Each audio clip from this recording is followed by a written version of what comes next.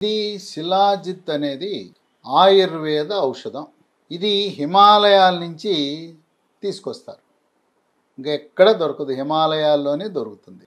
హిమాలయాల నుంచి రాళ్ల నుంచి ఒక ద్రవ రూపంలో నల్లగా బయటకు వస్తుంది. అనేక రకమైన విశిష్ట గుణాలు కలిగి ఉంది.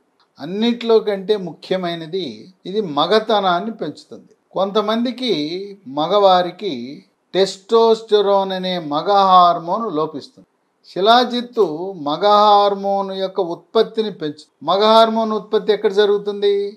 వృషణాలు, గోలికాయల నుంచి జరుగుతుంది. దాని యొక్క పరిమాణాన్ని పెంచి ఎవరైనా మగపిల్లలకి యుక్త వయసు వచ్చేసరికి మీసాలు గడ్డాలు రాలేదు, పురుష జననేంద్రియం చుట్టూ వెంట్రుకలు రాలేదంటే మగతనము లోపిస్తున్నట్టుగా సంకేతం.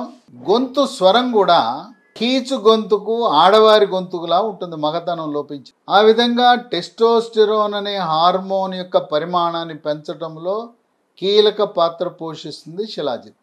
అటువంటి వారికి శిలాజిత్తు ఉన్నది. శిలాజిత్తు వాడటం వల్ల మగతనం పెరుగుతుంది. మెత్తబడిపోయిన పురుషాంగం మళ్ళీ ఇనప కడ్డీలా గట్టిపడుతుంది.